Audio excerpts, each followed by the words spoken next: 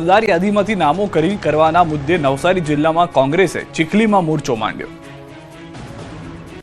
નવસારીમાં એસઆઈઆરની પ્રક્રિયાને લઈને રાજકીય માહોલ ગરમાયો છે। મતદાર યાદીમાંથી નામો કમી કરવાના મુદ્દે નવસારી જિલ્લા કોંગ્રેસ પ્રમુખે ચીખલીમાં મોરચો માંડ્યો। જિલ્લા કોંગ્રેસ પ્રમુખે ભાજપ અને સ્થાનિક વહીવટીતંત્ર પર ગંભીર આક્ષેપો કર્યા। કોંગ્રેસે આરોપ લગાવ્યો છે કે અધિકારીઓ ભાજપના ઇશારે કાયદા વિરુદ્ધ કામગીરી કરીને મતદાર યાદીમાંથી નામો કમી કરી રહ્યા છે। ગણદેવીના ધારાસભ્ય અને મંત્રી નરેશ પટેલ વિરુદ્ધ ફોર્મ નંબર 7 વાંધા અરજી દાખલ કરી તેમની મતદાર તરીકેની પાત્રતા પર સવાલ ઉઠાવી પુરાવા રજૂ કરવાનો પડકાર ફેંક્યો। ખાસ કરીને 1000થી પણ વધુ મતદારોને પુરાવા સાથે બોલાવાયા હોવા છતાં અધિકારીઓની ગેરહાજરીના પગલે કોંગ્રેસના કાર્યકરોમાં ભારે રોષ જોવા મળી રહ્યો છે। સુરતમાં ઢોલ નગારા સાથે લોકોએ ટીપી સ્કીમના રિઝર્વેશન સામે વિરોધ કર્યો। સુરતના કતારગામમાં ટીપી સ્કીમના રિઝર્વેશન સામે જન આક્રોશ જોવા મળી રહ્યો છે। કતારગામ વિસ્તારમાં ટીપી સ્કીમ નંબર 49, 50 અને 51 હેઠળ રહેણાંક મકાનો અને પ્લોટ પર લાદવામાં આવેલા રિઝર્વેશન સામે વિરોધ કરતા રહીશો રસ્તા પર ઉતરી ગયા અને રિઝર્વેશન રદ કરવાની ઉગ્ર માંગ સાથે મેદાનમાં ઉતર્યા। કતારગામના વિવિધ વિસ્તારો અને સોસાયટીઓના ઢોલ નગારા સાથે શેરીએ જનજાગૃતિ અભિયાન હાથ ધરવામાં આવ્યું। આ અભિયાન દરમિયાન રહીશોને ટીપી સ્કીમ હેઠળના રિઝર્વેશનની ગંભીરતા, તેના કાનૂની અને સામાજિક પરિણામો અંગે વિસ્તૃત માહિતી આપવામાં આવી। લોકોનું કહેવું છે કે આ રિઝર્વેશનથી અનેક પરિવારોના ઘરો અને પ્લોટ જોખમમાં મુકાઈ ગયા છે। ભરૂચના આમોદમાં ગેરકાયદે દબાણો પર ચાલશે બુલડોઝર। ભરૂચના આમોદમાં ગેરકાયદે દબાણો સામે તંત્રએ લાલાંક કરી છે। જંબુસર પ્રાંત અધિકારી અને નગરપાલિકા દ્વારા મેગા ડિમોલિશનની તૈયારીઓ શરૂ કરવામાં આવી છે, જેને લઈ આમોદ શહેરમાં દબાણકર્તાઓને 3 ફેબ્રુઆરી સુધીનું અલ્ટિમેટમ આપવામાં આવ્યું છે। આ સાથે નેશનલ હાઈવે 64 અને પાલિકાની હદમાં આવતા કુલ 18 મીટર સુધીના દબાણો પર નિશાનીઓ કરી દેવામાં આવી છે। દબાણકર્તાઓ દ્વારા જો નિયત સમયમાં દબાણો સ્વેચ્છાએ નહીં હટાવવામાં આવે તો આગામી સમયમાં ચુસ્ત પોલીસ બંદોબસ્ત વચ્ચે બુલડોઝર ફેરવીને કડક કાર્યવાહી કરવામાં આવશે। આ કાર્યવાહીના ભાગરૂપે નેશનલ હાઈવે 64 પર સ્થિત દુકાનદારો દ્વારા કરવામાં આવેલું 13.71 મીટરનું દબાણ અને નગરપાલિકાની અંદાજે 4 મીટર જગ્યા મળીને કુલ 18 મીટર સુધીનો વિસ્તાર ખુલ્લો કરાશે। સુરત અશ્વ શો દરમિયાન ઘોડો બેકાબુ બનતા અફરાતફરી। સુરતના અડાજણ વિસ્તારમાં તાપી નદીના કિનારે આવેલા રિવરફ્રન્ટ પર આયોજિત 7મા તાપી અશ્વ શો 2026માં એકાએક ભયનો માહોલ જોવા મળ્યો હતો। રમત પૂર્ણ થયા બાદ રાઇડિંગ દરમિયાન કબીર નામનું ઘોડું અચાનક બેકાબુ થઈ જતા દોડધામ મચી ગઈ। સદનસીબે આ ઘટનામાં કોઈ મોટી જાનહાની થઈ નથી, પરંતુ ઘોડાના સવારને સામાન્ય ઈજાઓ પહોંચી। નોર્મલ રાઇડિંગ ચાલી રહી હતી ત્યારે અચાનક કબીર નામના ઘોડાએ પોતાનું નિયંત્રણ ગુમાવ્યું। રાઇડિંગ દરમિયાન ઘોડો મિસ હેન્ડલ થતા તે એકાએક ભાગવા લાગ્યો। ઘોડો એટલી ઝડપે દોડ્યો કે તેના પર સવાર રાઇડરે નીચે પટકાતા તેમને ઈજાઓ પહોંચી। મેદાનમાં હાજર દર્શકો અને અશ્વપ્રેમીઓમાં ઘોડાને બેકાબુ જોઈને ગભરાટ ફેલાઈ ગઈ।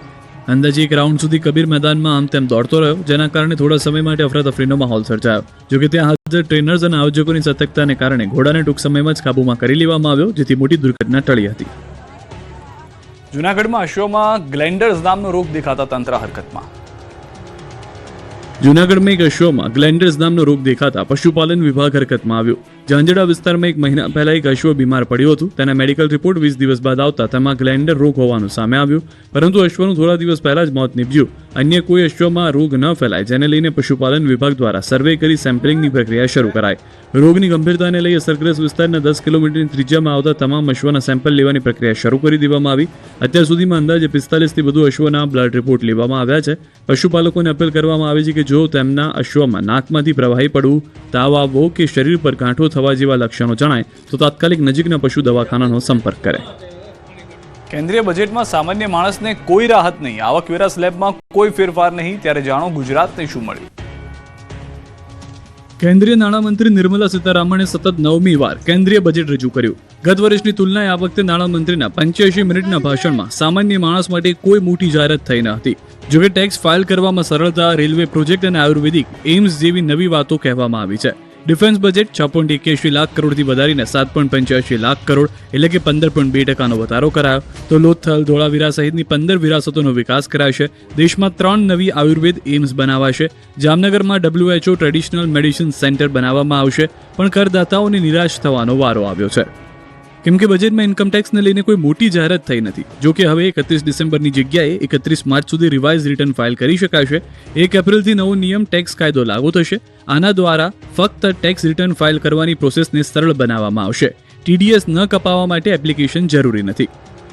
હવે શું સસ્તું થયું અને શું મોંઘું થયું તેના પર નજર કરીએ તો કેન્સરની 17 દવાઓ, 7 દુર્લભ રોગોની દવાઓ, ડાયાબિટીસની દવા, ઇલેક્ટ્રિક વાહન, બેટરી, મોબાઈલની બેટરી, સ્માર્ટફોન, સોલર પેનલ, ચામડાના ઉત્પાદનની વસ્તુઓ, જૂતા અને બેગ, વિદેશ યાત્રા, વિદેશમાં ભણવું, માઇક્રોવેવ ઓવન, મોટર અકસ્માત ક્લેમની રકમને ઇન્કમટેક્સમાંથી મુક્તિ, કપડાં, સીએનજી વિમાનોનું ઇંધણ, વિદેશ રૂપિયા મોકલવા પર ઓછો ટેક્સ લાગશે.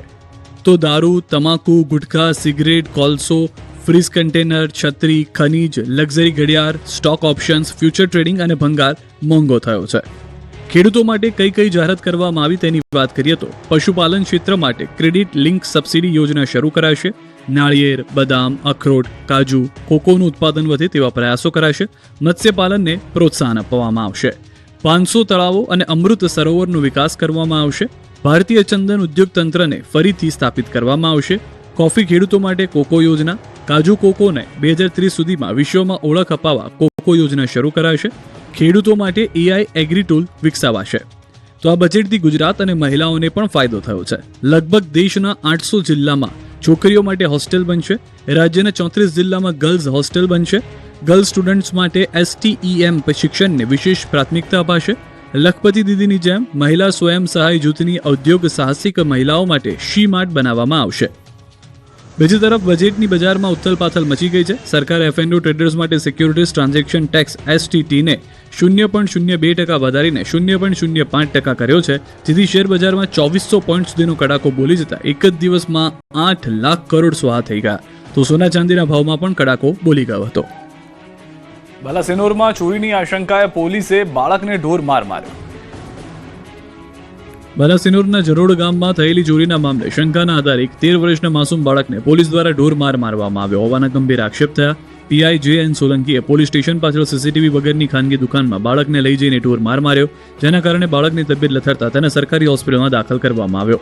આ ઘટનાની જાણ થતાં સ્થાનિક ભાજપના ધારાસભ્યએ બાળકની મુલાકાત લીધી અને જિલ્લા પોલીસ વડાને ફોન કરીને કડક તપાસની માંગ સાથે ઉગ્ર રજૂઆત કરી છે. મહેસાણાના ઊંઝા તળાવમાં ડૂબતા યુવક માટે ફાયર બ્રિગેડ દેવદૂત સાબિત થઈ છે. ફાયર બ્રિગેડની ટીમને કોલ મળતા તાત્કાલિક ઘટના સ્થળે પહોંચી તળાવમાં ડૂબી રહેલા 47 વર્ષીય વ્યક્તિને બચાવવા માટે રેસ્ક્યુ કર્યું હતું. ફાયરની ટીમે ભારે જહેમત બાદ સહી સલામત બહાર કાઢ્યા હતા. યુવકને રાહતનો શ્વાસ લેવો ફાયદાકારક રહ્યો. પંચમહાલના હાલોલના બાસ્કા પાસે પ્લાસ્ટિકના દાણા ભરેલા ટ્રેલરમાં આગ વિકરાળ બનતા હાલોલ વડોદરા હાઈવે પર વાહન વ્યવહાર અટક્યો. પ્લાસ્ટિકના દાણા રસ્તા પર ઢોળતા હાઈવે પર પણ આગ ફેલાઈ ગઈ હતી. હાલોલ વડોદરા ફાયર ફાઈટરની આગ પર કાબુ મેળવવા જહેમત શરૂ. હાઈવે પર અફરાતફરી વચ્ચે હાલોલ પોલીસે ઘટના સ્થળે પહોંચી હતી અને આગ પર કાબુ મેળવવાના પ્રયાસો શરૂ કર્યા છે. રાજકોટના જંગલેશ્વરના ડિમોલિશનની કાર્યવાહીના વિરોધમાં હવે સોશિયલ મીડિયા પર ઝુંબેશ શરૂ થઈ છે. સોશિયલ મીડિયા પર કેટલાક લોકોએ જંગલેશ્વરના રહીશોના સમર્થનમાં વિડીયો બનાવ્યા છે. આ વિસ્તારમાં 1348 મકાનોને તોડવા તંત્રએ નોટિસો પાઠવી છે અને તો અંદાજે 25,000 લોકોને અસર થવાની ભીતિ છે. હવે રહેણાંક મકાનો બચાવવા ડિજિટલ પ્લેટફોર્મ પર આક્રોશ વ્યક્ત થઈ રહ્યો છે.